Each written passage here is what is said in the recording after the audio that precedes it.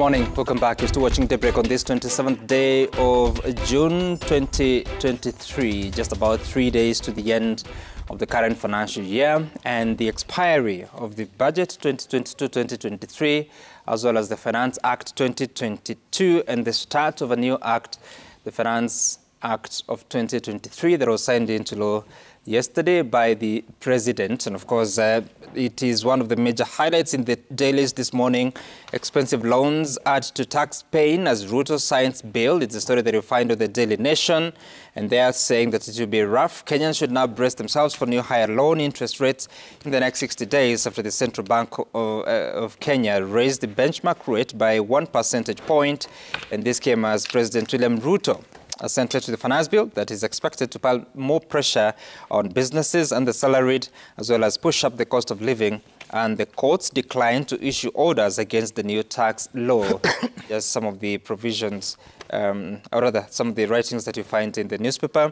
On the front page of the Standard, Ruto Raila battles rescue Ruto Raila battles rescue duo from axe. A flurry of calls from Kenya Kwanza Alliance leaders convinced the senators to vote according to their plan, vanquishing any prospects of Azimio having its way in pushing out Orengo's deputy. And of course, a bit of this will form part of our conversation this morning. And I want to start by introducing the panelists. We have Senator Richard Onyonka from Kisii County. Good morning, Senator. Good morning, my brother. Senator Godfrey Osotsi from Vihiga County. Good morning. Good morning, and I want to say good morning to all the Kenyans listening to me today. Right, all right. And Yusuf Hassan is the Member of Parliament for Kamukunji constituency. Good morning. Good morning. And we have Gladys Bose, the Deputy Speaker of the National Assembly. Good morning. Good morning. Good to see all of you here. And I want us to begin by that story that happened yesterday at the Senate in the afternoon session that we saw senators voting to save the Deputy Governor of Siaya, despite an 11-member committee unanimously deciding that indeed there were grounds to impeach him. This becomes the very first act of, is it oversight or impeachment of a county official in the name of Deputy Governor, but that vote was lost. And I want to begin with you, Senator Richard Onyonka. You were in the House. What was your experience and what does this mean for this term of the current Senate, that an 11-member committee would unanimously find that the Deputy Governor ought to be removed from office, but that is overturned by the House, and if you look at it, it's battle lines based on political affiliation? Well, Sammy, I was actually in the committee to begin with, where we had taken a retreat and we had to look at the details and data. You know, there are state officers who advise us when you sit down to look at the results of whatever issue that is being discussed. We went through it. Some members in the team felt that the threshold was lower, that we should have looked for a higher threshold, but in reality, there were certain things which were not possible to be explained as they happened. Mm-hmm.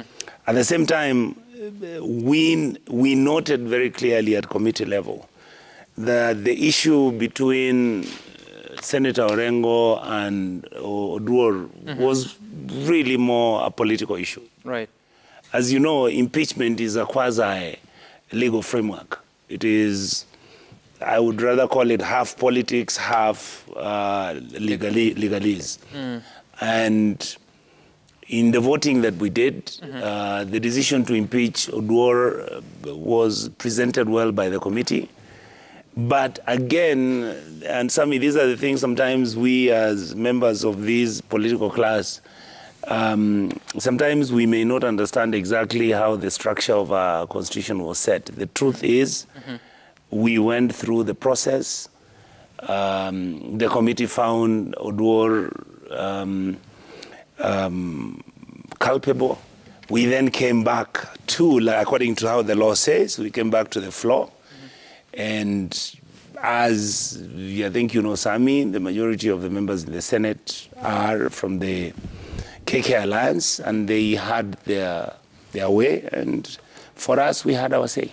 In other words, we let the democracy play itself. And I think for me, the biggest story out of the whole of this thing is what Oduor talked about after that verdict yesterday. He said he's willing to look for Orengo.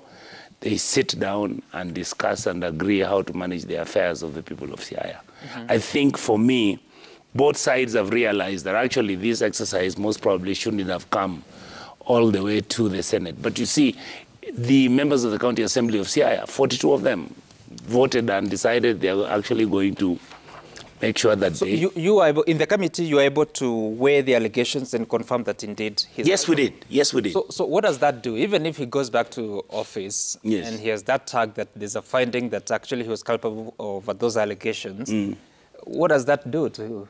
No, basically it proves, you see what we did is that we went, sat down, looked at the information, looked at the evidence, the way it was presented. We went through the Hansard report. We went through all the issues that were critical from that discussion. We sit with the Senate officers, the clerks and everything, and of course they advise us what to do and how to interpret the law. And the way it was, Dr. Duor was presented. He made his case, he defended himself, and to me, that matter is now shelved for the simple reason that once it came from the committee, then it was brought to the floor of the House, then the members of the KK Alliance voted to rescue him, and Oduor has come out, I just saw the paper this morning, and said he's willing to sit and talk with Orengo, because if he does not, within the next 6 months, he'll come back on impeachment again. Okay. Senator Osotsi, what was your take from the entire process, and especially the role of Parliament, in this case the Senate, in carrying out that role to deal with such kind of issues? Well, yesterday was just another confirmation that indeed parliamentary democracy is on trial. Why am I saying that? I'm saying that because the committee did a fantastic job. They looked at the evidence provided by the county assembly. They looked at the evidence provided by Oduor and all the parties. And in their wisdom, they found Oduor culpable. And if you look at the report, all the members adopted the report. All the members adopted the report.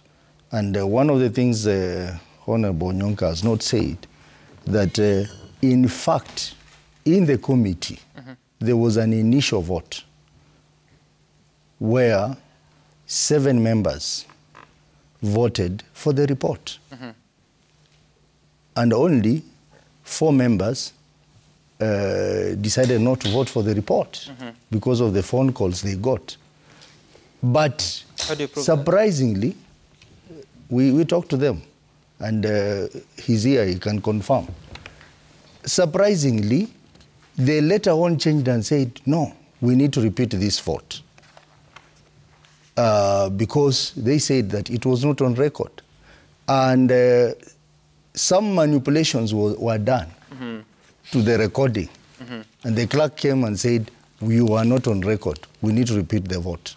So they repeated the vote, and this time round, I think one of the members now changed the minds and decided to vote against the report. So we had 6-5. 6 in favor of the report, 5 against the report. But all the same, these members went and adopted the report. In parliamentary democracy, if you are against a decision in a committee, you come up with a minority report. They never came up with a minority report. They adopted the same report, even though they had voted against it. Okay. Then when it came on the floor, the same members who had adopted the report came and started talking against the report. And the Kenya Kwanza team was called into a meeting, phone calls were made, and they were told that you must ensure that this report is passed. By who? Called by who? By State House. How do you know that? They are our people, they are our friends. We talk to them One of the members confided in me that he has even been summoned this morning in State House to explain why he voted the way he voted within the committee. So what we are saying... No, Senator Sotsi, if what you're saying is true, then it's a very serious... What I'm saying is true, and I can justify it anywhere. Because when you say State House, are you talking about the president called them senator? I don't know who called them from State House, but you know the people who reside in State House. And some, this is very unfortunate, and that's why I told you that parliamentary democracy is on trial. Because the same happened with the Division of Revenue, where the members of the Finance and Budget Committee, they all agreed that we are going to work with a figure of 407 billion shillings, and not what the government was proposing, 385.4 billion shillings. But then when they came on the floor, they all went against their own report. And clearly, these are our colleagues in the Senate. We talked to them. They said, one of the members told me, okay, I am not I am going to support this report. But we have been told we must reject this report, and unfortunately, I'm going to reject it. And even if you look at what was happening in the National Assembly, the same thing happened.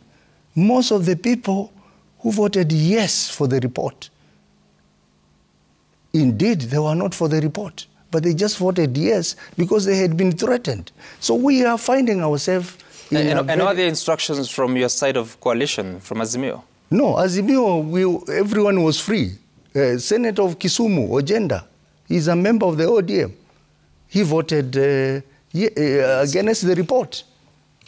Okay. He voted against the report. Fatuma Dulo voted against the report. The senator of Turkana voted against the report.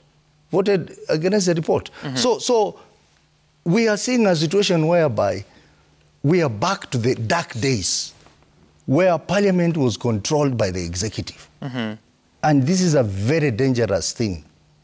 Okay. It's very dangerous, and that's why I said parliamentary democracy is on trial. Okay. Something has to be done because everything else can fail.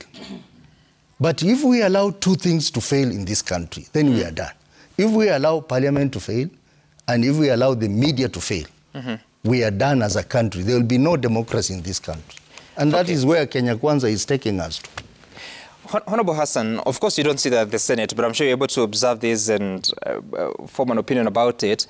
What do you think? Because it may not be the first time that you're seeing political leanings determining the outcome of such an important vote. I mean, we've seen governors impeached in this country, if it's the governor of Kiambu, former governor of Kiambu, former governor of Nairobi, but also you've seen others surviving. So how are Kenyans supposed to read this at a time that they expected the Senate to play its role despite the politics versus law?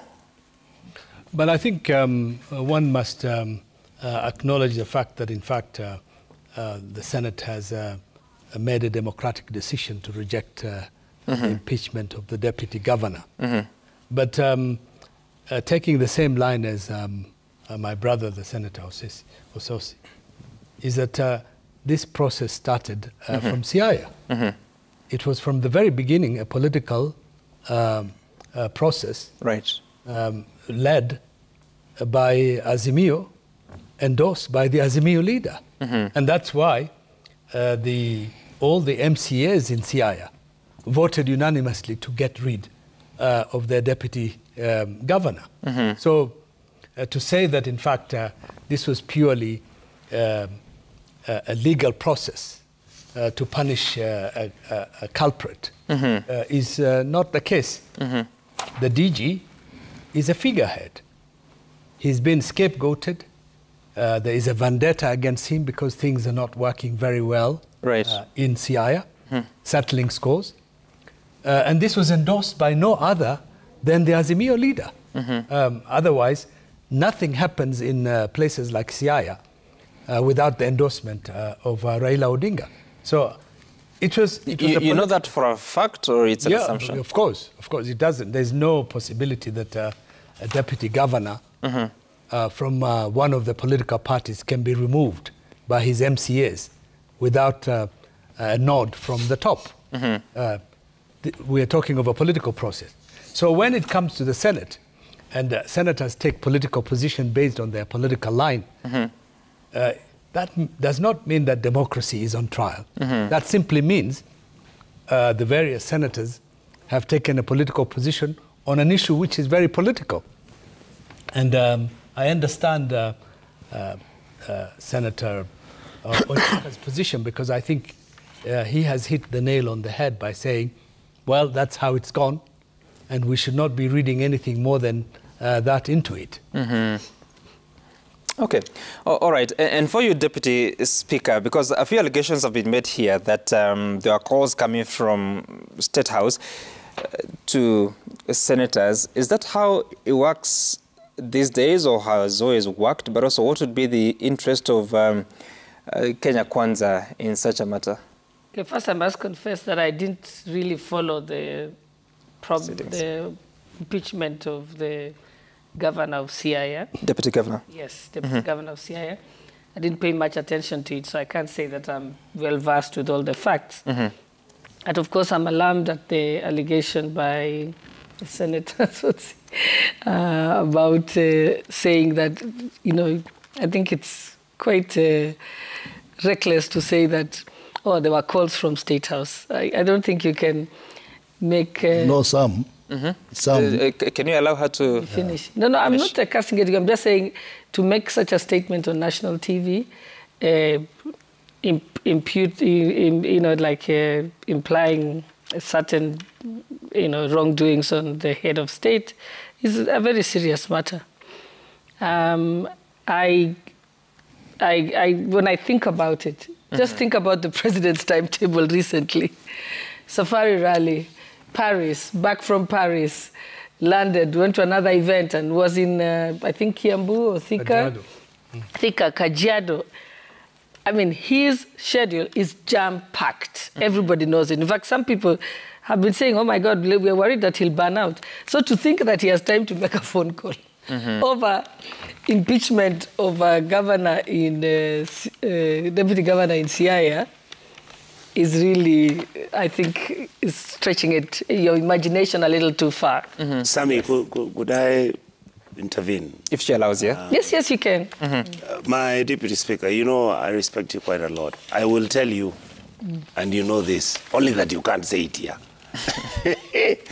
The truth is, and I would take the Bible and swear by it, comfortably on this studio, there were phone calls which were being made. I think the point that Ososi is making, for me, there is nothing wrong that somebody would do even if they made the phone calls.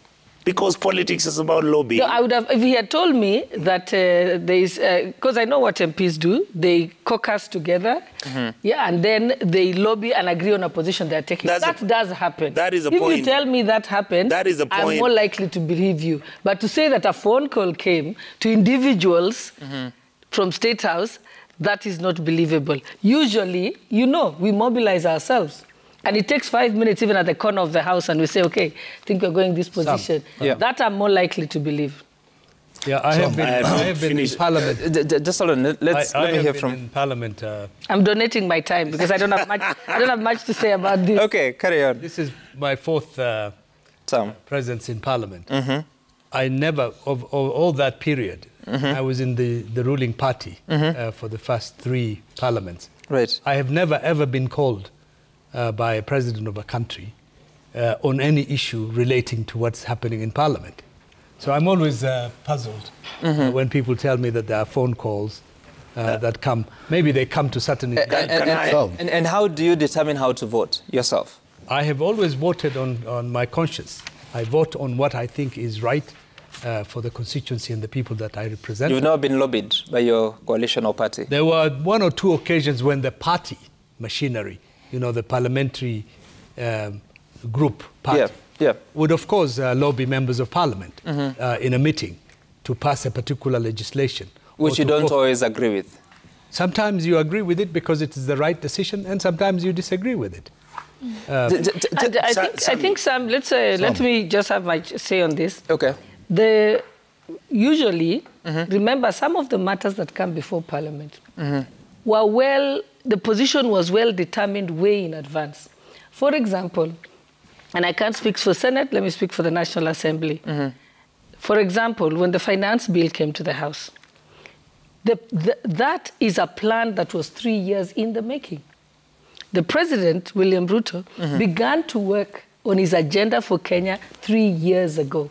He developed a plan using some of the top brains in the country, thought about it, interrogated it, had various meetings. So he didn't start and if you listen to all his campaign pledges, actually, the finance bill is to actualize those campaign pledges. So a lot of the things are already started way back. It's not that it just started there. So the lobbying even began. By the time you decide, I am joining the Kenya Kwanza team, you know what they stand for, what their plan is, what they intend to do, and so on. Just the way President Kibaki, when he decided that he wants to have free primary education, it started from his campaign trail. He promised Kenyans that, and when he came, he delivered it. Okay. So by the time it comes to Parliament for money to be put in primary schools' vote, it was already something discussed much earlier. So it's not by mistake. Let me ask you, Deputy Speaker, is it a possibility that the executive sometimes can propose laws that are not necessarily in the interest of the public? Okay, let me ask you. A president is elected by the public. Right. Why would you be stupid enough to do something that's against the public? Obviously, if you want to be re-elected, you have to do the things that that is for public good and that the public can see, that can secure your re-election. So no politician, including them here, can do anything against their people. That I can tell you. Sometimes, Sammy. Okay, all right. Let me hear from Senator You know, I didn't even speak. I'll give an opportunity. He's been quiet for a very long time. He stopped me. And Senator Nyoko, I'll get back to you. Let's first hear from Senator Sotsi. You know, let me tell you, Sam, I don't just speak recklessly the way Madam Sholei is saying. And sorry for the word. I couldn't find another one. I was in a meeting. I was in an Azimio senators meeting. Then a senior member of the majority side walked in. And you know, Senate, most of the time we work in a bipartisan manner. He walked in and said, gentlemen, this one, the report was done in the manner it was done. We had agreed to go a bipartisan way, but I'm sorry. We will not go that way because I have express instructions to lobby my members to reject this report. Who's that? Who's holding that? I will not mention names. Please allow me not to mention names. Yeah, and I don't think you should pressure him to do that. So he explained himself and said, even my job is online. I will have to take that direction. I also met 2 members of the majority side. One member from Northern Kenya and another member from Mount Kenya, who said, our position is this, but unfortunately, we are not going to vote with our conscience. We are going to vote because we have been directed to vote this way. And that is the truth. The same applies to the finance bill. And even my 2 colleagues here know that is the truth. That's why I'm saying, if we allow this to go on, Sam, we will be weakening Parliament. The laws that we produce will be not the laws out of the conscience of members, but the laws which are made elsewhere. And we are just being turned into a voting machine. Okay. That vote in this particular way. So why do we need Parliament? Why do we need Parliament if we are going to be directed on how to vote? Okay, and that's what I was asking that question about, whether it's possible that the executive can propose certain laws or whatever, proposals before the House that are not necessarily in the interest of the public. Okay, let me give you an example. And what role would be for Parliament now to check and represent the interest of the public? Okay, let me give you an example. Unfortunately, what sometimes happens is that people begin to take a position, not because it's good for the public, but it's because it's political grandstanding. You must just vote no because since it is a Kenya Kwanza government it is the finance bill that they have proposed, therefore you have something against it. And a casing example, if you were watching keenly the proceedings, there had been a proposal that the content creators would pay 15% withholding tax. Right. And that the motor vehicle... the advance tax. Would be, I think, 3,000 shillings. And that was the proposal. There was then public participation. And again, many members were against this. They said it was way too high. The content creators appeared before the committee during public participation and were against it. And the Azimio side were actually against it. They also, and there were several amendments brought to the floor of the House by various members. But after the public participation, the chairperson of the finance bill, of the finance committee, brought in a proposal to say, we have now reduced it to 5% and reduced the 3,000 to 2,500. And when he brought that proposal, then a division was called by one side of the House. And so there was voting. They voted no against the proposed amendment, which means they were voting to leave it at 15% and to leave it at 3,000. And in fact, at some point I was worried. I said, do they actually know that they are voting? But in their speeches, they were saying, it's draconian, it's unfair, it's too high. But the voting didn't reflect their sentiments. So then now you realize that was an issue that, yes... Just hold on. The division was called not at the moment of amendment, but on the moment of it being part of the bill. Yes. And therefore, if they defeated it, then that provision, there would be no amendment. Which means it would have remained at 15%. No, it would have remained at what is current. I mean, what was current before the current was review. 15%. No, there was no withholding tax on digital content. No. What was it was being introduced by the finance bill, isn't it? What happened is the finance bill read 15%. Yes. And read 3,000. The chairperson moved for an amendment of the finance bill to read 5% as opposed to 15% and to read 2,500 as opposed to 3,000. Which means they had basically the amendment accepted... went through first. Sorry? The amendment went through. The amendment to the finance bill. No, that we were voting on the amendment. I'm asking, you know, you vote close by close. Yes, so we're voting on the amendment. I'm asking, get me here because, I mean, you would know. So from 15% reviewed to 5%. So that passed without division. Then in adopting this to be part of the bill... No, that was not. This was at the first part of it. You know, you vote 3 times. So what happens is, and you go close by close. So what it was in the finance bill that was before the House was 15%.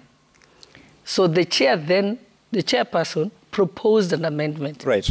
In response to the outcry from many members and public participation. Actually, it was mostly the public participation. But at the voting, they voted no to the amendment, which means they were going to retain it at 15%. Yes. So then you realize sometimes it's just taking a political position because... but they still had the opportunity to reject it at the final vote of it being part of the bill, isn't it? Yes. Yes, they did. If they had the numbers. So it's still within their rights? No, I'm saying within their rights, but I'm just giving us a casing example. Right. Was the simple thing was not to... was just to agree with it without going to a division. Okay. So, yes... Parliament is groups of people take various positions. Okay. And sometimes the position may not necessarily, now that is where you say, it's not going to help the public, but it's because you have a political difference and you need to make a point. And you're also your constituents wants to see that you're fighting. For them. Okay. That any position by the people you have painted as a bad government. Yes. Okay, Senator Nyonga. I wanted to bring out 2 issues. One is Honorable Hassan, when he raised the issue that the party leader of ODM gave instructions on what was to happen to Oduor. I wanted to make a clarity. If you look at the information that was picked from the time when this hearing started, the fight that actually was taking place between Orengo and Dr. Duor, to me, first of all, it should never have been brought to the Senate. Why? Because more so, the dispute and the disagreement that is existing in Siaya, and by the way, it is not just Siaya, because these things are going to play themselves. We have the same problem in Kericho. We have the same problem in Kakamega. You have the same issues in Kisii. You have the same issues in all Kiambu, right, where members of the county assembly, they are now picking up an issue. Are you with me? So, what is the problem in Kisii? In Kisii, the issue that we have got is that the issues about engagement, about discussions, agreeing with the players who are there before the elections and after the elections, basically, there is a problem. Is there a problem between the governor and the explanation, but what I want us to look is not necessarily what is happening in Vihiga or what's happening in Kisii. This vote that took place yesterday, for me, I would have hoped, and we were actually praying that, is there a point where we can take a good decision that the Senate is making and live with it and reach to its final conclusion, because it is the right decision. But again, like my brother associate said, Madam Speaker, the truth is, and I don't like saying this so much, because then Sammy will tell me, please prove this and everything. The phone calls were made. For me, I agree. The phone call should actually be made, because politics is about lobbying. Politics is convincing the other side or telling your team, please don't vote on that side because our agenda on this matter and everything. What I don't understand is that a large majority of the voters who voted for the impeachment of Dr. Duor, we finished with that when we were at committee, and we were completely bipartisan until 10 o'clock. Yesterday morning. Then, when the discussion started amongst ourselves on what the basic strategy is going to be, in fact, we had agreed that we were even considering the option on whether Governor James Orengo could be called by the Azimio team and get Dr. Duor, so that we can more like come out with a settlement. Because the truth is, even if we agree that yes, Dr. Duor has been set free, and that is why I said I'm extremely happy with his comments this morning. Even if we agree that Dr. Duor is going to survive, what happens next? Still, the members of the county assembly will, if they don't agree with Honorable Orengo, members of the MCAs are going to impeach him again. Yeah, but wait, Madam Sholei. So what I'm saying is, we don't have to repeat this again. That sometimes it's better for Governor Orengo and Honorable Duor to actually sit down and agree, work as a team. Number two, the final point I wanted to raise is, we are now beginning to face challenges, and I'm sure, Madam Sholei, you've seen it and you have observed it. We are facing challenges. Number one, if you look at the way county assemblies are being run, if you look at the way the issues that are coming out. For example, I'm happy that the Senate has brought the spousal law, where we have been asking, you know, we had no law to discuss what a wife of a governor can do. And yet, wives of governors are actually running the county governments. Okay. All right? We don't have... How do they do that? From the back door. I mean, you'll be told in several places that if Madam has not said, give Honorable Sosi some assignment or employ his relative, they lock you out. I mean, but don't we as Kenyans need a law? Shouldn't we sit down and actually decide what are we going to do with the other gentleman? In other words, if a lady wins, like Honorable Sholei wins and she's a governor, which responsibility do we give if she has a man friend or a husband? Number two, the issue that is coming up is that the Constitution and the standing orders that we have don't have clarity on what the basic expectation and what the basic minimum is in terms of impeachment. Okay. All right? Do we impeach somebody because they lied? Or do we impeach somebody because they didn't show up for a meeting? These are things, I think, for me, we need to now begin to look at our laws and make sure that there is fairness and equity. And finally, Sami, I would like to say that when we were having the discussions and deliberating at County Hall, and Dr. Oduor came there, and everybody came there. Actually, the sadness about the interrogations that were taking place is that everybody felt that the issue and the dispute between Oduor and Honorable Orengo could have been handled differently. Okay. All right, Senator. Allow me to take a short break because we are due for one, but also raise very important issues about spouses and how they should be doing. Very interesting, I must say. Let's take a short break. When we come back, we have more, including what is just about to change with the new look Finance Act of 2023. There are proposals to revise the NHIF risk to 2.75% without a cap. What will that mean for the service provision, but also to the impact on Kenyans, especially those with a payslip? After the break.